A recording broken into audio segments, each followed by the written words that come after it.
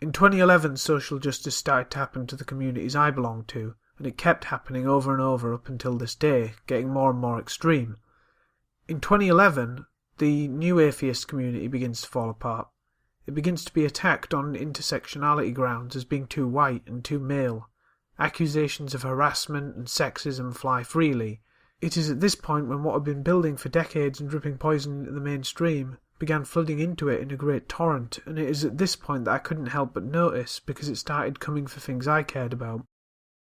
June 20th of that year marks the beginning of Elevatorgate, when Rebecca Watson uploaded a video complaining about harassment in the World Atheism Convention held in Dublin, Ireland. A man had asked her for coffee while riding in an elevator with her at an early hour in the morning, and she claimed that this was harassment because it made her feel uncomfortable. Responses to her video were mixed, but little did anyone know that this would soon expose a rift that would tear new atheism apart and kill the political atheism movement almost entirely. P.Z. Meyers of Freethoughtblogs and an influential atheist in the community wrote a blog post supporting Watson. In the comments section, Richard Dawkins himself would make the infamous Dear Muslima comment, implying that Watson was trying to craft a status of victimhood over nothing. Suffice to say, the comment resulted in an escalation of the drama that was brewing. Media articles came out condemning Dawkins and calling him out of touch and misogynistic.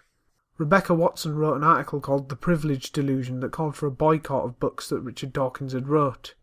This accelerated the drama to stratospheric heights, as people argued back that she was overreacting even further. Watson then used the reaction to claim further victim points. This went on throughout 2011 and gradually ate at the community into the new year. Meanwhile, Occupy Wall Street had begun on September the 17th in response to the financial crisis of 2007-8 that had caused a still at this point ongoing global economic recession. People were angry at the irresponsibility of high finance, and a protest movement began to build. That year, protesters organised to camp out and occupy Wall Street in America and other financial centres across the world as the movement spread. The movement would grow in strength into the next year before losing momentum due to a lack of direction. Some say that the reason is that the movement itself was afflicted with organisational sclerosis, which was caused by the very same ideas that were coalescing into social justice. A generation of young people had graduated university with worthless degrees and had been indoctrinated with the ideas of intersectional social justice. The progressive stack, first formulated way back in the 80s by fringe feminist academics, was put into practice for real in Occupy Wall Street circles. Those who possessed the greatest intersection of marginalised identities were placed on the top of the list for the right to speak first, and those who are white cis straight males were placed at the very bottom. I just want some people to be aware of what's going on, is that they do things by a consensus, which means everyone gets to be heard. And the way people speak at their general assemblies is there are facilitators that keep a stack, which means a list of people who would like to speak.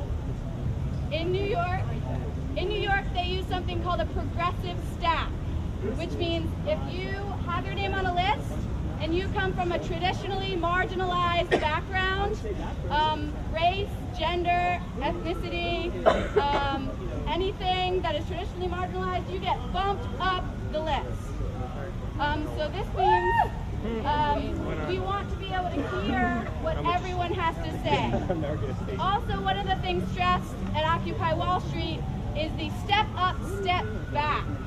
This means people who have been privileged all their lives, mainly white men, white women even, people who have been privileged, need to realize that they need to step up and step back if they've already said what they had to say. Isn't this supposed to be an egalitarian movement? Many of these people became disillusioned with the movement and left in disgust. Some of the people who were part of marginalised groups even became disillusioned and left, many of them leaving left-wing politics behind forever. At any rate, Occupy fell apart, but the organisational failures demonstrated to the public this new and corruptive variant of left-wing ideology. Back in my internet community world, atheism was still busy falling apart. In 2012, talk of harassment at atheism conferences began to take on the fervour of an old-fashioned witch hunt. Popular YouTuber Thunderfoot was expelled from the so-called Freethoughtblogs after criticising the harassment policies at SkepCon. In August of that year, Jenny McCreight started Atheism Plus, and atheism was officially split in two, between those who wanted atheism to be about atheism and those who wanted the atheism movement to include a mandatory agenda of progressive social politics. The atheism community basically implodes at this point. In May of the year, Anita begins a Kickstarter for her Tropes vs. Women series, which criticises sexism in video games from a feminist critical theory perspective. I'm doing video games, so it's not exactly a fandom. I'm not a fan of video games. I actually had to learn a lot about video games in the process of making this. She lays out a guideline for the series, which she will never complete, and instead of recording her own footage like she said she would, simply takes footage from Let's Plays without credit, leading to much mockery and complaint about how she has used the money she financed for her series. Many mainstream media articles begin to come out at this point supporting Anita, and gamers begin to feel under attack. This is just the start. 2013 is the year in which the Rotherham case breaks into popular consciousness as an example of political correctness leading to the perversion of justice. It's also the year of the Trayvon Martin case and the media circus surrounding it. Race relations continue to deteriorate in Barack Obama's second year. The environment in universities and the scare over harassment begins to get worse and worse as we count forwards. 2014 is in many ways the year of the social justice warrior. The growing victim cult begins to demand sacrifices at an increasing rate. A series of high-profile hoaxes ensue. In the University of Wyoming, a student named Meg Lanker Simmons reports a Facebook post threatening her with rape, leading to campus protests against sexual assault and a police investigation. It then turns out she had fabricated the threatening message herself, leading to a misdemeanor charge. A concept known as rape culture begins to be handed down from the fringe through the universities to the media and finally to popular imagination. The idea is that there is a rape epidemic in society and that ordinary male behaviour is enabling it. Masculinity begins to be attacked relentlessly, the irony being that the same social justice ideology turns a blind eye to non-Western cultures which could possibly be described as having rape cultures.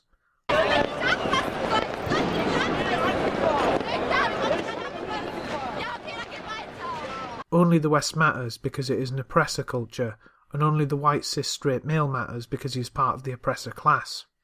In September, another self-made victim tries to cash in on the hysteria. One Emma Sulcowickz begins a performance art piece in which she carries around the mattress on which she was supposedly raped. Rape can happen anywhere. For me, I was raped in my own dorm bed. She recalls a teary-eyed story and the media lapped it up in spite of her 2013 university inquiry finding the accused not responsible and the allegations as untrue and unfounded. This does not matter. The idea of a rape culture on campus is now too well cemented. In response to the hysteria, California passes a law defining consent on campuses as being yes means yes, also known as the idea of affirmative consent, which means that if a woman has sex with a man, unless explicit verbal consent is given, that man could be charged with a rape. You've just met that special someone, and you're letting your desire for each other take you to incredible heights. But these days, you can never be too sure they aren't going to dispute whether the sex was consensual. Wait a minute, before we go any further. Which is why this night calls for the love contract. What's this? On November the 19th, Rolling Stone magazine publishes an article called A Rape on Campus, about an alleged rape at the University of Virginia. A student known only as Jackie accuses a number of football players of having raped her. This leads to a heightening in hysteria and accusations against the players. That scandal rocking the University of Virginia. Students there protesting over the weekend after a report alleging shocking sexual assault at a frat party and claims the university did nothing about it. All fraternities have now been suspended. Until this too is finally shown to be false, leading to a retraction. The new feminist internet media is constantly on the lookout for new oppressors to attack. Also in November, during the live coverage of the Rosetta mission to land the Philae spacecraft on Comet 67P Churyumov-Gerasimenko, the scientist Dr. Matt Taylor is attacked for wearing a shirt featuring scantily clad women. He is hounded as a sexist and a misogynist who is keeping women out of science, even though the shirt was made for him by a good friend who was a woman, and even though a female scientist was involved in the mission. He is forced to apologise in tears. Last but certainly not least for our lineup is Matthew Taylor. Matt, how is this? Maybe it's too early to say how the science is comparing with that from the Rosetta orbiter, but perhaps you'd like to give us a bit of an overview of how it's going to compare with the data that we collect from the orbiter. Okay, the shirt I wore this week, I made a big mistake and I've offended many people, and I'm very sorry about this.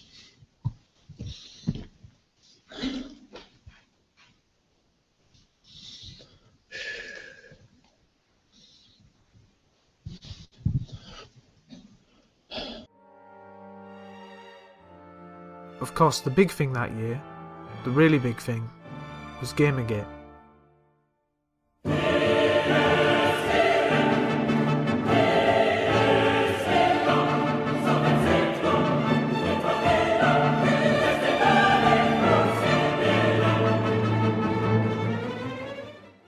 On August 16th of that year, Erin Gyoni, a jilted ex of game developer Zoe Quinn, posted evidence that she'd been having affairs with at least 5 guys in the video game industry.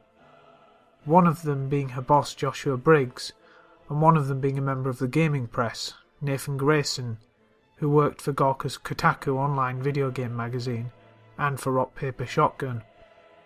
The previous year, in December, Zoe Quinn had released a video game called Depression Quest, and received positive coverage from Kotaku, in spite of low public scores for the game. She also claimed at the time that she'd been harassed by the users of Wizardchan for her work. On August 17th, 2014, screenshots were released to Reddit by Wizardchan users showing Quinn had faked the harassment to get sympathy. On August 18th, Jim, the internet aristocrat, released the first of a series of videos he would make on the saga, titled The Conspiracy Theory, The Five Guys Saga, which drew attention to the conflict of interest in sleeping with the same people who review your games, at least not without full disclosure. 4chan got heavily involved at this point. Shortly after, Zoe Quinn claimed that her Tumblr and Twitter account had been hacked by harassers, but doubt was cast on this, as you can see from this screenshot. It would seem that she had again faked harassment to try and deflect from the accusations of corruption. This would be a strong theme going forwards over the coming months. The internet media pushed the misogynist nerds angle rather than actually addressing the sex for favours scandal. It then came out that Zoe Quinn had attempted to sabotage a rival games jam by the group The Fine Young Capitalists in order to promote her own, Rebel Jam. The quote-end-quote abuse she was getting was because there was a mountain of evidence that she was a bad person who was taking part in the corruption of the video games industry, not that she was merely a woman in gaming. Nonetheless, the media pushed that angle. The group The Fine Young Capitalists, who were second-wave feminists, would then surprisingly join forces with 4chan's V and Paul to promote a new games jam, in which a character they designed would feature. This resulted in the creation of Vivian James, who had become an overall mascot, or TAN, for Gamergate. Towards the end of the month, Kotaku responded to the claims by predictably saying that it had found no evidence of corruption in its own operations. An email campaign began on 4chan and Reddit to get the sponsors of game journalist sites to retract their support. This was eventually quite successful, causing Gawker to lose a lot of money, which in combination with the later finishing move delivered by Hulk Hogan may have been decisive. Things kept gathering steam, and it was discovered that gaming journalists were funding Quinn through Patreon and giving her victim books, adding to the accusations of deep penetrating corruption. On August 28, 14 articles were released, all pushing the same message that gamers are dead, gamers don't have to be your audience. This attempt to attack their own audience only backfired.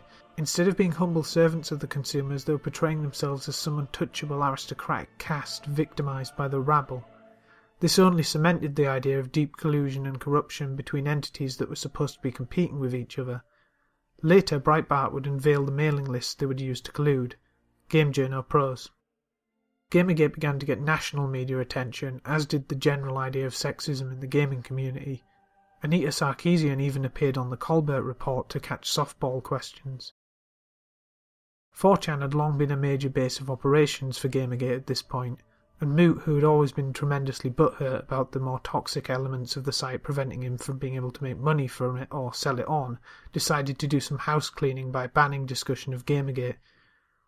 This led to a first exodus from 4chan to 8chan, which had been opened in 2013 but had seen little traffic up to that point. A second wave exodus from Paul would occur a month or so later, when Moot would respond to harassment from users by blitzing the Paul board with cook pornophilia in an event known as Paul Harbour. Other key villains became involved in Gamergate besides Zoe Quinn. Brianna Wu became a notable figure in the Twitter war against Gamergate, receiving as much trolling as she dished out. She would later go on major news networks to receive sympathy.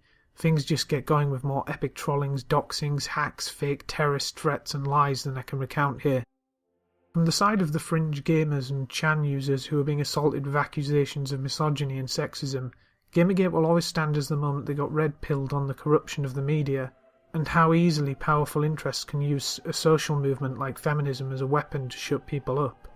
From the side of the normies, Gamergate will always stand as an example of how our society is full of misogyny and sexism, and it needs to be torn out root and branch. What must be appreciated is just how big an impact some small movement in some small section of interest can have on world politics. Gamergate would become something name-dropped by major world leaders after this point. And in February of 2015, Law & Order Special Victims Unit would release a completely clueless episode on the issue of women in gaming called the Intimidation Game. I know, I read on Kotaku that it's better than Civ 5 with the Brave New World expansion pack. That would become the subject of much mockery and meme-smithing, and generally be considered the video game gender politics equivalent of Reefer Madness or Mazes and Monsters. In 2015, while the Gamergate battle continued to rage on, the general influence of social justice ideology began to increase. This was the year when mainstream leftists smoothly updated to Leftism 2.0 without blinking an eye.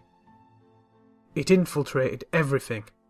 It was everywhere now. From the largest thing like Anita Sarkeesian giving a speech about sexism at the United fucking Nations. I think it's important to recognize that harassment is, as someone had mentioned, it's not just what is legal and illegal, right? Harassment is threats of violence, but it's also the day-to-day grind of you're a liar, you suck, you know, making all of these hate videos to attack us on a regular basis, and the mobs that come from those hate videos, etc.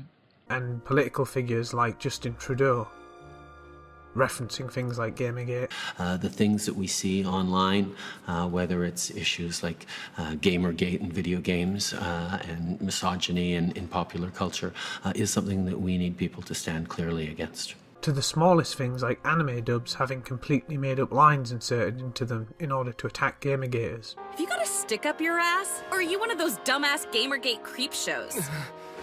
2015 was the year of the migrant crisis, the year of Black Lives Matter, and how governments responded to these occurrences was dictated by the ideology of progressive stack, in which designated victim groups must be allowed to get away with anything, and oppressor groups must be blamed for the things that victim groups do.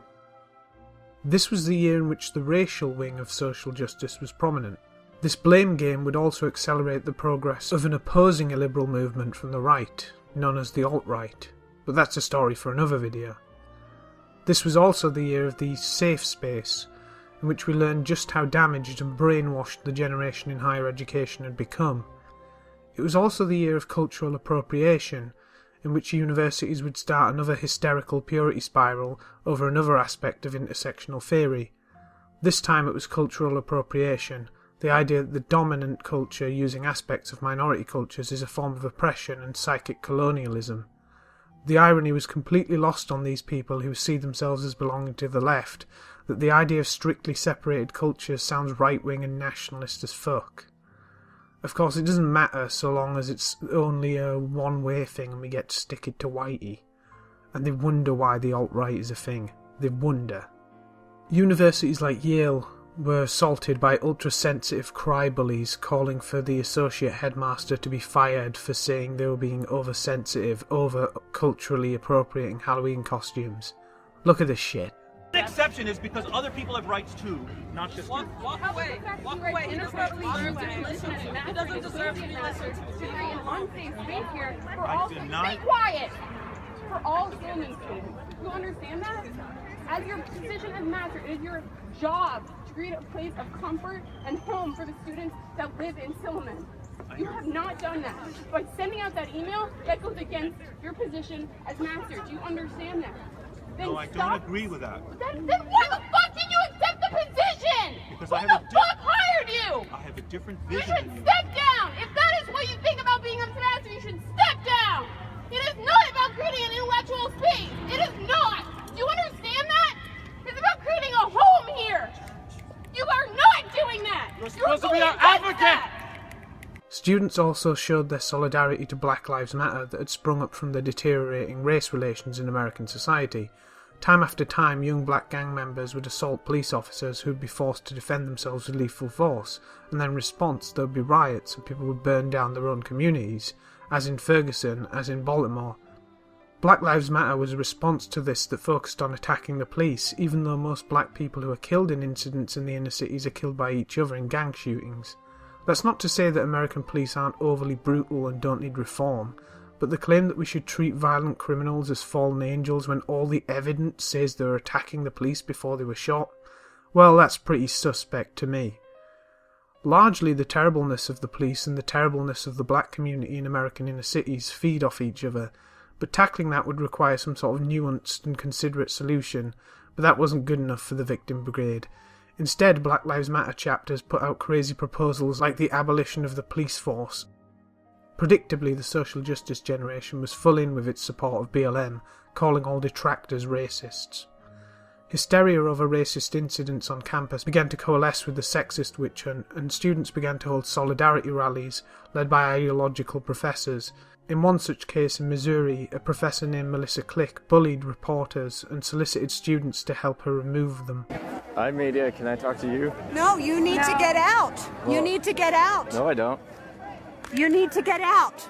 I actually don't. All right. Hey, who wants to help me get this reporter out of here? I need some muscle over here. Melissa Click is absolutely symptomatic of how badly intersectional social justice ideology has taken over universities. She's ostensibly a professor of media, but in reality her only credentials are papers on the Twilight series. Taxpayer money is subsidising the destruction of Western liberalism. I think it's partly a bunch of aging boomers who want to relive their radical college years in the 60s and 70s and live vicariously through the students they indoctrinate. Of course, liberalism isn't enough now because we already have full legal liberty for women and minorities, so now the only radical agenda left is to start taking away the liberties of the majority. So much for equality. That about brings us up to 2016, when things started to go so right.